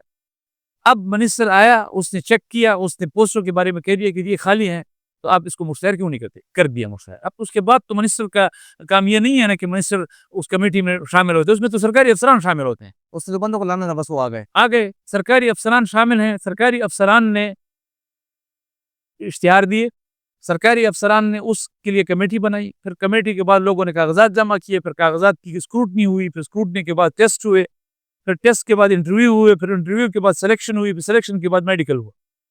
ٹھیک ہے، آپ بتائیں اسے منسٹر کا رول کدھر آ گیا؟ سارا بیوروکریسی کا رول ہے۔ جی ہاں ایسے ہی ہے۔ تو اگر پہلے تو ایسی کوئی بے قاعدگی ہماری نظر میں اگر ہے تو پھر نکالیں نا آپ، جی ٹھیک ہے۔ اور اگر آپ کسی سیاسی بنیاد پر کسی بندے کو نکالیں گے ایک پورے پروسیجر سے ہو کر گزرنے کے بعد، تو پھر آپ قانونی جرم کر رہے ہیں، پھر عدالت آپ کا راستہ روکے گی، بالکل ٹھیک ہے۔ لیکن اگر کہیں پر پروسیجر میں غلطی ہوئی ہے تو پہلے آپ لائیں، اور جن ریکروٹمنٹ کمیٹی نے جو یہ سلیکشن کی ہے اس کے خلاف کارروائی کریں۔ کس نے روکا آپ؟ دوسری بات، فنڈز کے حوالے کہ جی وزارت مواصلات جو ہے وہ چونکہ ہمارے پاس تھی تو پھر وہاں پر یہ ہوئی ہے، تو خدا کے بندو اخبارات میں اشتہارات، اخبارات میں خبریں کیوں دیتے ہو؟ اگر آپ کے پاس کوئی چیز ہے تو سامنے لے کے آؤ۔ پھر آپ ابھی تک یہ تقریباً 1.5 سال اس حکومت کو ہو گیا ہے، 1.5 سال، تو 1.5 سال میں کون سی چیز ہے جو آپ ایک ثابت ہی ہو، آپ نے ثابت کی ہو، آپ کیس سامنے لائے ہوں کہ یہ تو آپ کے پاس وزارت مواصلات تھی تو آپ نے یہ کیا تو ہم آپ کے خلاف کیس لا رہے ہیں، تو لائے نا، کس نے روکا آپ؟ جی بالکل ایسے ہی ہے، سامنے لائیں تو بات بنے گی نا۔ یہ الزامات ہم پر زمانوں سے لگتے چلے آ رہے ہیں، لیکن آج تک الحمدللہ کسی کو یہ جرت نہیں ہو سکی کہ وہ ایک اس کو ریکارڈ پر لا سکے یا شو کر سکے لوگوں کے سامنے۔ اگر آپ کے پاس اس کے حوالے سے کوئی چیز ہے تو آپ لیں، یہ سیاسی پوائنٹ سکورنگ سے کام نہیں چلے گا، سیدھی بات ہے، آپ کے پاس کوئی چیز ہے تو سامنے لے کے سوشل میڈیا پر مشہور ہے کہ 2013 کے الیکشن میں علی امین کو فرنٹ لائن پر جمعیت ہلائی تھی، اور وہ بھی قیوم نواز حسام کی مخالفت میں، کیا یہ سچ ہے؟ الحمدللہ ہم اس گناہ میں شریک نہیں ہے یہ بھی الزام ہے، یعنی لطف الرحمان جہاں پہ خود الیکشن لڑ رہا ہو، ٹھیک ہے، اور ہمارے حساب سے لطف الرحمان صاحب یہ الیکشن جیت چکے تھے، اور مجھے آج بھی یاد ہے کہ ڈی آر او نے باقاعدہ مولانا صاحب کو کال کر کے مبارکباد دی تھی کہ جی NA-24 جو ہے، یہ 44 ابھی یہ والا جو ہے کہ جی یہ بھی آپ کا کلیئر ہو گیا ہے، اور آپ کا جو ہے لطف الرحمان صاحب کا سٹی بھی کلیئر ہو گیا ہے۔ مجھے آج بھی یاد ہے اس وقت شاید کوئی 250 کے لیڈ سے وہ جیتے تھے۔ صبح جب ہم اٹھے تو نتائج تبدیل تھے، اور عجیب بات آپ کو بتاؤں کہ پہلے نمبر پر لطف الرحمان صاحب تھے، دوسرے نمبر پر قیوم حسام تھے، اور تیسرے نمبر پر علی امین تھا۔ دوسرے نمبر والا چینج نہیں ہوا، تیسرے نمبر والا پہلے نمبر پر چلا گیا اور پہلے والا تیسرے نمبر پر آ گیا، دوسرے والا اسی جگہ پہ کھڑا ہے۔ یہ انہونیاں ہماری اسٹیبلشمنٹ کرتے ہیں، اور جب ہم نے پوچھا کہ جی یہ کیوں اس طرح ہوا تو ہمیں بعد میں بتایا گیا کہ جی یہ سیٹ ہمارے حساب سے ہم نے پہلے پی ٹی آئی کو دی ہوئی تھی، تو اس لیے ہم نے پھر اس ہمیں دوبارہ لے کے آئے، تو یہ سیٹ جمعیت سے چھینی گئی، اور ہم نے یہ سیٹ جیتی ہوئی تھی 2013 میں بھی، لیکن صرف چونکہ وہاں 2013 میں ان کو اقتدار دینا جو ہے وہ مقصود تھا، تو اس لیے انہوں نے پہلے سے طے کی ہوئی تھی کہ جی یہ سیٹ فلاں کو دینی ہے، یہ فلاں کو دینی ہے۔ تو میری معلومات کے مطابق باقاعدہ جو ہے وہ اس وقت دیا روز جو ہے وہ جج صاحبان تھے، تو اتنا زیادہ ان پہ زور نہیں چلتا تھا جتنا آج کل یہ جو ACs DCs پہ چلتا ہے، تو ان سے صرف خفگی کا اظہار کیا گیا کہ جی یہ سیٹ تو ہم نے پی ٹی آئی کو دی ہوئی تھی، آپ نے کیسے اس کو وہ کر دیا۔ اور مجھے آج بھی یاد ہے، اگر آپ لوگوں کو شاید یاد ہو، ہمارے جمعیت علماء اسلام کے لوگوں نے ڈی آر او صاحب کے اس کال کے بعد ہم نے ریلی بھی نکالی تھی مبارکباد کی، اور صبح جب ہم اٹھے تو انہوں نے کہا جی یہ تو ریزلٹ ہو گیا ہے، تیسرے نمبر والا پہلے پہ چلا گیا، پہلے والا تیسرے پہ آ گیا، دوسرے والا نواز حسام صاحب جو ہے وہ اسی جگہ موجود تھے، وہ ہلے بھی نہیں۔ تو اللہ تعالیٰ کا شکر ہے، یہ بزرگوں کی دعائیں ہیں کہ اللہ تعالیٰ ہمیں اس طرح کی گناہوں سے ہمیشہ محفوظ رکھتا ہے جو سوال آپ نے کیا ہے۔ اچھا مولانا صاحب، 18 جولائی 2025 اسلام آباد سے ایک مشہور فیمس بندہ فرق کھوکر صاحب جماعت میں آتے ہیں, شمولیت ہوتی ہے ان کی جماعت میں, کیا ان کے آنے سے واقعی جماعت کو فائدہ ہوا ہے یا آئندہ ہوگا, یا پھر ان کو کیوں لے کے آئے, کیا ان کو آگے ان کو سیٹ دینے کا پلان ہے؟ دیکھیں ویسے فاروق کھوکر صاحب ہمارے بھائی ہیں, وہ کافی عرصے سے آتے جاتے تھے. جی جمعیت علماء اسلام کے حوالے سے کیوں ان کے دل میں آئے یہ تو وہی بہتر بتا سکتے ہیں, لیکن وہ کافی عرصے سے آنا جانا بھی تھا. ہمارے پاس ساتھ مولانا صاحب کے پاس بھی آنا جانا تھا, مولانا عبدالغفور حیدری صاحب کے پاس بھی آنا جانا تھا, ہمارے باقی دوستوں کے پاس پنڈی اسلام آباد کے ان کے ساتھ بھی ان کا آنا جانا تعلق تھا. انہوں نے جمعیت علماء اسلام میں شمولیت کی خواہش کا اظہار کیا. اب جس جماعت کو میں اپنے لیے خیر کا ذریعہ سمجھتا ہوں, میرے سامنے اگر کوئی اس جماعت میں شمولیت کی بات کرے گا تو پھر میں تو لازمی بات ہے میں ان کو کہوں گا یہ امن آئے ہیں, ہم آپ کو خوش آمدید کہتے ہیں, اور ہم نے ان کو خوش آمدید کہا, اور انشاءاللہ امید یہی ہے کہ وہ ان کے جو تعلقات ہیں, ان کا جو پنڈی اسلام آباد میں ایک اثر رسوخ ہے, وہ جماعت کے حق میں استعمال ہوگا, اور انشاءاللہ جماعت کے لیے خیر و برکت کا ذریعہ بنے گا. باقی جہاں تک الیکشنز کی بات ہے تو الیکشن تو جماعت اسی وقت فیصلے کرتی ہے, نہ مجھے اپنے بارے میں معلوم ہے نہ مجھے کسی اور کے بارے میں معلوم ہے. جس وقت جماعت فیصلہ کرے گی ہمارے لیے تو وہی فیصلہ ہوگا. اگر وہ کہیں گے کہ جماعت کہے گی کہ الیکشن لڑنا ہے تو الیکشن ہم سب لڑیں گے, نہیں کہے گی تو پھر ہم خدمت کریں گے. اب بڑوں کے فیصلے بڑے سر ایک اور چیز بہت زبردست ہے, جماعتیں اکثر اپنے مخلص کارکنان کو نظر انداز کرتی, ایسا کیوں؟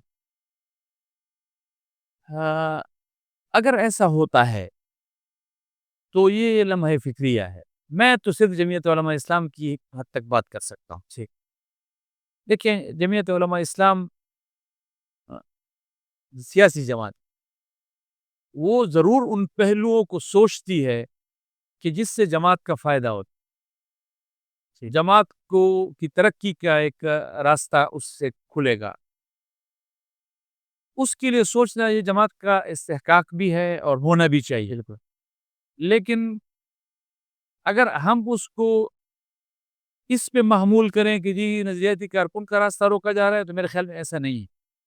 میں آپ کو ایک چھوٹی سی مثال دیتا ہوں. ابھی اس وقت 2-1.5 مہینہ پہلے آپ نے کے پی میں سینٹ کے الیکشنز دیکھے, ہمارے پاس ٹوٹل 18 صوبائی اسمبلی کی سیٹس ہیں. 18 19 پر ایک سینیٹر منتخب ہو سکتا ہے جنرل, 19 پر, اور ہماری کتنی تعداد ہے؟ 18. تو بڑی مشکل سے یعنی آپ 18 پر ایک سینیٹر کو منتخب کر سکتے ہیں جو شک و شبے سے نکلا ہوا.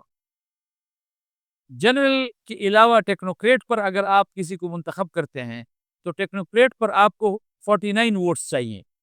اب ہمارے پاس 18 ووٹ ہیں. لازمی بات ہے جب ہم اپوزیشن کے ساتھ اتحاد کریں گے تو اپوزیشن کو کے ووٹ ہمیں چاہیے ہوں گے. اب اپوزیشن کے پاس 53 ووٹ ہے, لیکن آپ کو پیپلز پارٹی سے بھی بات کرنی ہے, آپ کو مسلم لیگ سے بھی بات کرنی ہے, آپ کو ENP سے بھی بات کرنی ہے, آپ کو پرویز خٹک صاحب سے بھی بات کرنی ہے. آپ کی بات بنتی ہے, آپ کی بات نہیں بنتی, کوئی پتہ نہیں ہے. لیکن 18 جو آپ کے ہیں وہ تو کنفرم ہے, باقی آپ کی جو کنفرم نہیں ہے. تو ہم نے جو 18 پہ ایک کنفرم سیٹ جنرل کی نکلتی تھی وہ ہم نے اپنے نظریاتی کارکن مولانا عطاءاللہ درویش صاحب کو دی, جو ہماری صوبائی سیکرٹری جنرل تھی. بالکل ٹھیک ہے. تو نظریاتی کارکن جو ہے وہ جو کنفرم سیٹ تھی اس پہ نظریاتی کارکن آ گیا. جو ٹیکنوکریٹس کی سیٹ تھی جس پہ ہمیں یہ تھا کہ جی پتہ نہیں پیپلز پارٹی والے ہمیں ووٹ دیتے ہیں نہیں دیتے, مسلم لیگ والے ہمیں ووٹ دیتے ہیں نہیں دیتے, ENP والے ووٹ دیتے ہیں نہیں دیتے, پرویز خٹک صاحب والے ہمارے جو دوست ہیں وہ ووٹ دیتے ہیں نہیں دیتے, جو رسک کی سیٹ تھی اس پہ ہم نے دلاور خان صاحب کو جو ہے وہ ٹکٹ دی.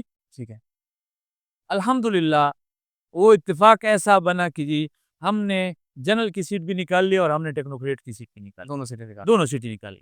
لیکن اب جو آپ کا سوال ہے میں اس میں سوال کے تناظر میں بات کرنا چاہتا ہوں کہ جو کنفرم سیٹ تھی ہم نے اس میں اپنے نظریاتی کارکن کو آگے رکھا ہے.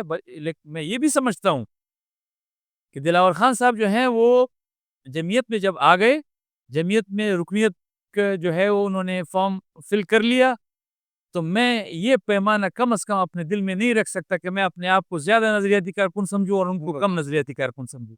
وہ شاید مجھ سے زیادہ نظریاتی کارکن ہو, کیونکہ ایک شخص جب جماعت میں آتا ہے بس میرے لیے وہی کافی ہے کہ جماعت میں آ گیا ہے. اب یہ میں اس میں فرق کروں، ڈفرینشیٹ کروں، فلاں جو ہے وہ نظریاتی کارکن ہے، فلاں نظریاتی کارکن نہیں ہے، وہ تو سرمایہ دار ہے، تو کیا سرمایہ دار جو ہے وہ نظریاتی کارکن نہیں ہو سکتا؟ سرمایہ اللہ نے اس کو دیا، کسی اور نظریات سے الگ چیز ہے. ہم نے ان دو چیزوں کو ایک دوسرے کا مقابل کیوں بنا دیا؟ ایسے ہم نے ایک دوسرے کو ان دو چیزوں کو متضاد کیوں بنا دیا کہ جی اگر کسی کے پاس سرمایہ ہے تو پھر وہ نظریاتی نہیں ہو سکتا، اور اگر کسی کو کوئی نظریاتی ہے تو پھر وہ جو ہے وہ غریب ہی رہے گا. جی ہاں ایسا نہیں ہے. لیکن اس کے باوجود بھی یہ دیکھا گیا کہ ایک طرف ہمارے صوبے کے جنرل سیکرٹری ہے، اور ایک طرف جو ہے ہمارا دوست ہے جو جمعیت میں ابھی شاید کچھ سال ہوئے ہیں جو شامل ہوا ہے، تو ہم نے جو کنفرم سیٹ تھی وہ اپنے اس زبائی عہدیدار کو دی، اور دوسری سیٹ جو ہے وہ ہم نے دلاور خان صاحب کو دی، اس سرمایہ دار کو دی، جو میں سمجھتا ہوں کہ شاید جمعیت میں آنے کے بعد میں کم از کم یہ تول نہیں سکتا کہ مجھ سے نظریاتی طور پر کون زیادہ ہے اور کون کم ہے. لیکن بہرحال آپ کے سوال کے جواب میں مجھے یہ اس کی وہ دینی پڑی، نظر انداز نہیں کرتے. نظر انداز نہیں کرتے، اور کرنا بھی نہیں چاہیے. اگر کوئی جماعت سیاسی جماعت کرتی ہے اپنا نقصان کرتی ہے. ٹھیک ہے. مخلص کارکن آپ کسے کہتے ہیں اپنی نظر؟ دیکھیں ابھی آپ کی اس سے پہلے کے سوال، میں سیاست میں ہوں اپنے نظریات کے لیے، ٹھیک ہے. میں جمعیت علماء اسلام میں ہوں نظریات کے لیے. اگر میرا نظریہ قائم ہے اور جماعت میرے نظریے کی محافظ ہے، جو جس لیے میں نے سیاست کرنی ہے وہ اس کا تحفظ میری جماعت کر رہی ہے، اس کے بعد یہ جماعت کا پروگریٹو ہے کہ وہ مجھ سے کیا خدمت لیتی ہے، کیا خدمت نہیں لیتی. آج مجھے ایک خدمت کے لیے منتخب کیا گیا، اگر میں اس خدمت کا اہل ہوں تو میں کروں گا، مجھے جماعت نے حکم دے دیا میں کروں گا. جماعت کہتی ہے نہیں، آپ صرف ایک جو ہے جماعت نظریاتی طور پر جماعت کے ساتھ وابستہ رہو. یہ وہ نظریاتی کارکن ہوتا ہے جو صرف نظریے کی بنیاد پر جماعت سے وابستہ ہوتا ہے، اس کے اپنے کوئی خواہشات نہیں ہوتی کہ مجھے اس کے بدلے میں، پھر ان نظریات کے بدلے میں مجھے یہ ملے گا یا ان نظریات کے بدلے میں مجھے یہ ملے گا. حضرت شیخ الہند کا کاز کیا تھا؟ تفصیل سے بتائیے گا. حضرت شیخ الہند کا جو کاز تھا، کیا آج بھی ہم اسی کاز کو لے کے چل رہے ہیں یا وہ کاز مٹ چکا؟ دیکھیں اس کو ذرا تھوڑا سا ہمیں پس منظر میں جانا پڑے. ٹھیک ہے. برصغیر پاک و ہند میں انگریز کے خلاف جو تحریک چل رہی، جتنی بھی تحریکیں چلی، ٹھیک ہے. ہندوستان میں آزادی کی تحریکیں چلی، ریشمی رومال کی تحریک چلی، یہ ساری تحریکات جو ہیں جس کا اصل جو وہ تھا، وہ بنیاد یہ تھی کہ جی ہم نے انگریز کو اس سرزمین سے باہر نکالنا ہے. جب انگریز نے مکمل اس سرزمین پر قبضہ جما لیا تو پھر اس وقت حضرت شیخ الہند نے جب وہ مالٹا سے واپس آئے، جی ہاں. تو انہوں نے یہ سوچا کہ جس طریقے کے ساتھ ہم اس کا مقابلہ کر رہے تھے شاید وہ طریقہ اب مؤثر نہ ہو، ہمیں اس تبدیل کرنا پڑے گا، ہمیں ٹریک تبدیل کرنا پڑے گا. الٹرنیٹ مقصد وہی ہوگا کہ ہم نے ہندوستان سے انگریز کو نکالنا ہے، لیکن اس کے لیے راستہ تبدیل کرنا، کیونکہ اس راستے پر کامیابی نہیں ہو رہی تو اب لازمی بات ہے جب اس کا آپ کو کوئی آلٹرنیٹو راستہ جو ہے کئی لوگوں کا منزل ہے. مقصد وہی ہوگا. تو انہوں نے سیاسی جدوجہد کی بنیاد رکھی. جمعیت علماء اسلام اس وقت جمعیت علماء ہند جو تھی، اب اس کا تسلسل ہے، اس کی بنیاد رکھی، اور مقصد وہی تھا کہ انگریز کو اس سرزمین سے نکالنا ہے، لوگوں کو اپنے اصل کی طرف لوٹانا ہے، یہاں پر لوگوں کی جو ذہن سازی ہے وہ کرنی ہے، دینی تعلیم جو ہے ان کی جو جس سے انگریز ان کو دوسری طرف لے کے جا رہا ہے اس کا سلسلہ بحال کرنا ہے. اور آج بھی اگر ہم دیکھیں تو آج بھی جمعیت علماء اسلام کا بنیادی مقصد یہ ہے کہ ہم نے جس آزادی کے لیے اس وقت جدوجہد کی تھی، ہم نے اس آزادی کی جدوجہد کو اس وقت تک برقرار رکھنا ہے جب تک ہم یہ نہ سمجھ لیں کہ یہ پاکستان جس مقصد کے ساتھ وجود میں آیا ہے، اس مقصد کے ساتھ اس وقت ہے کہ نہیں. یہاں اسلام محفوظ ہے، یہاں ہمارے دینی ادارے محفوظ ہیں، یہاں مدارس و مساجد محفوظ ہیں، یہاں لوگوں کا عقیدہ محفوظ ہے، یہاں ان کا نظریہ محفوظ ہے، یہاں ان کی داڑھی، ان کی پگڑی جو ہے وہ محفوظ ہے یا نہیں ہے. جمعیت علماء اسلام آج بھی اسی اصول کے مطابق ان ساری یہ جو ہے وہ اس کے تحفظ کی جنگ لڑ رہی ہے، اور یہ جنگ لڑتی رہے گی انشاءاللہ تعالی. اچھا، بہت زبردست آپ نے اس کا جواب دیا. مولانا صاحب کے اعصاب، مولانا صاحب کے حوالے سے ایک سوال ہے کہ مولانا صاحب کے اعصاب تو آج بھی یقیناً مضبوط ہیں، لیکن چہرے پر اکثر آج کل ان کی خاموشی دکھائی دیتی ہے.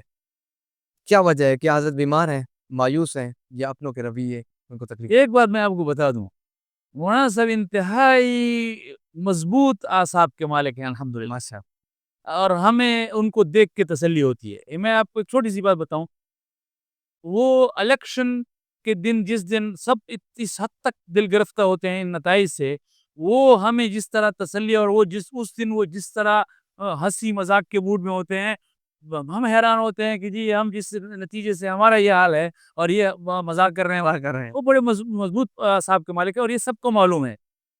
جہاں تک خاموشی کی بات ہے، تو یہ خاموشی ہمارے دشمنوں کے لیے اچھی نہیں ہے، کہ خاموشی کے پیچھے ہمیشہ ایک طوفان ہوتا ہے. ایسا ہی ہے. یہ طوفان جو ہے ان کے لیے اچھا نہیں ہوگا. طوفان آنے والا مطلب انشاءاللہ. ایک سوال میرے ان سوالوں سے ہٹ کر ایک سوال ہے. مولانا صاحب اکثر جب بھی کوئی نیا مشن کا آغاز کرتے ہیں، نیا کوئی کام کرتے ہیں، تو اکثر دیکھے گیا مولانا صاحب سب سے پہلے حاضری ان کی ہوتی ہے روزے رسول پر. یہ اکثر دیکھا گیا ہے. کیا یہ حقیقت ہے؟ کوشش ہوتی ہے ان کی. میں نے اکثر دیکھا ہے ان کو جب بھی کوئی نئے مشن کے. میں نے بھی آپ کی طرح، یہ ایسی بات نہیں ہے کہ یا وہ کسی کے ساتھ شیئر کریں یا ہمیں کوئی کسی حوالے سے پتہ ہو، لیکن جس طرح لوگ آبزرو کرتے ہیں، ہم بھی آبزرو کرتے ہیں کہ ہمیشہ ایک نئے مشن پر، نئے تحریک پر جانے سے اور ایک نیا کام کرنے سے پہلے وہ جاتے ہیں. باقی اللہ تعالیٰ جانے، اور مدینہ منورہ جانے، اور وہ مولانا صاحب جانے ماشاءاللہ. اچھا مولانا صاحب، آپ سوشل میڈیا فل پاکستان کوآرڈینیٹر ہیں، تو آپ اس کو بڑے آسان طریقے سے سر انجام بھی دے رہے ہیں. آگے کی کیا منصوبے ہیں آپ کے؟ دیکھیں، یہ بڑا تدریجی عمل ہے. ابھی ہم نے ابتدا کی جمعیت علماء چونکہ کے حوالے سے یہ چیز نہیں تھی، تو ہم نے سب سے پہلے اس کا ایک ڈھانچہ بنایا، ٹھیک ہے، اس کو کھڑا کیا، پھر اس کو ہم نے اسٹیبلش کیا، پھر اب ہم اس کو یونٹوں تک لے کر گئے. ہم نے نظم مکمل کر لیا ہے. اب اس حوالے سے جو اور ریکوائرمنٹس ہیں، ہماری ایکوپمنٹس کے حوالے سے بھی، ہمارے کام کرنے کے انداز اور اس کا جو ہے ٹریک کے حوالے سے بھی، اس پر ہماری جو ہے مشاورت بھی شروع ہے، ہمارا کام بھی شروع ہے. ہم نے تمام نظم تقریباً مکمل کر لیے ہیں. جو ہے وہ فیلڈ میں آ گئے ہیں، کام کر رہے ہیں لوگ.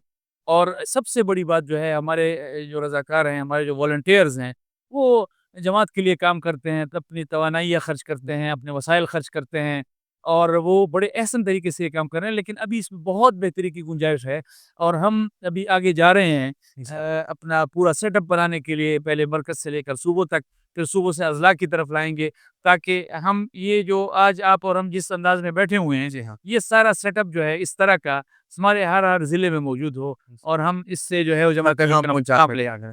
آخری کوشچن کروں گا، ٹائم آپ کو بہت لے لیا، آپ کو بہت شکریہ. 16 اکتوبر کو ایک بہت بڑی کانفرنس ڈیرہ اسماعیل خان کی سرزمین پہ ہونے جا رہی ہے. اللہ پاک اس کو کامیابی عطا کرے. تو اس کا منتظم نظام کو سنبھالنے کے لیے سیکورٹی وغیرہ سب کچھ کس کے ذمہ ہے؟ یہ کیا اس کی ترتیب ہے؟ ہماری ضلع کی جو جماعت ہے وہ اس کی نگران ہوگی. ٹھیک ہے. یہ ایونٹ تو صوبائی جماعت کا ہے، اور انہوں نے اس کا فیصلہ کیا، پھر مرکز نے اس کا اعلان کیا. لیکن کیونکہ ضلع کی جماعت یہ پورے ایونٹ کی نگران ہوا کرتی ہے، تو تمام سیکیورٹی کے حوالے سے، انتظامات کے حوالے سے ہمارے ضلع کی جماعت جو ہے وہ اس کی نگران ہے. تمام ہمارے ضلع عاملہ جو ہے وہ اس کی نگران ہے. اور پھر خصوص اگر ہمارے گھر سے بات کریں تو مولانا لطف الرحمان صاحب امیر ہیں، عبید الرحمان جو ہے وہ سینئر نائب امیر ہیں، تو وہ خود براہ راست اس کی نگرانی کریں گے. اور انشاءاللہ مولانا مفتی محمود رحمہ اللہ جو ہیں وہ ڈیرہ اسماعیل خان کے فرزند ہیں، اور ڈیرہ اسماعیل خان کے لوگ جو ہیں وہ 16 اکتوبر کو اپنے فرزند کی جو ہے وہ یاد میں وہ نکلیں گے، اور انشاءاللہ یہ ایک یادگار شو ہوگا. انشاءاللہ بہت زبردست ہوگا. ڈیرہ اسماعیل خان کے عوام کے لیے پیغام آخر. ڈیرہ اسماعیل خان کے لوگ جو ہیں، یہ ایک ہمیشہ ہم کہتے ہیں ڈیرہ جو ہے وہ کھلا دسہرہ. تو ہمارے ذہن میں، ہمارے یادداشت میں یہ ہمیشہ بڑے یعنی سیاسی حوالے سے بھی ایک دوسرے کے ساتھ بڑے اچھے رویوں کا یہ شہر رہا ہے. ہمارے ذاتی حوالے سے بھی لوگوں کے ساتھ تعلقات میں بڑے اچھے رویوں والا شہر رہا ہے. اس جو رخ ہے جماعت اس ڈیرہ اسماعیل خان کا، ہم نے کوشش کرنی ہے کہ ہم نے اس کو برقرار رکھنا ہے. ہمارے رویے لوگوں کے ساتھ اٹھنے بیٹھنے میں، تعلقات میں، ہمارے سیاسی حوالے سے یہ جو ہے وہ اثر انداز نہیں ہونے چاہیے ہمارے اخلاقی رویوں پر، ہمارے سماجی رویوں پر. تو یہ ایک خواہش بھی ہے، ایک پیغام بھی ہے ڈیرہ اسماعیل خان کے لوگوں کے لیے. جزاک اللہ خیر. اللہ پاک آپ کو سلامت رکھے اور ہم سب کو جمعیت علماء اسلام پر استقامت نصیب. آمین آمین. ماشاءاللہ بہت شکریہ. میں تہہ دل سے آپ کا مشکور. آپ کا بہت ماشاءاللہ مولانا ضیاء الرحمان صاحب کے ساتھ ایک بہت اچھا ہمارا سیگمنٹ ہوا ہے, ایک بہت اچھا سیشن رہا ہے آج ان کی زندگی کے حوالے سے بھی اور سیاست کے حوالے سے بھی. ماشاءاللہ ٹائم دیا انہوں نے, ہم ان کا اگین شکریہ ادا کرتے ہیں اور انشاءاللہ نیکسٹ ویڈیو میں کسی اور مہمان کو لے کے آئیں گے. انتظار کریں اگلی ویڈیو کا. انشاءاللہ پوڈ کاسٹ جلدی آپ کے احمد ابراہیم پوڈ کاسٹ پر اپلوڈ ہوگا. جزاک اللہ.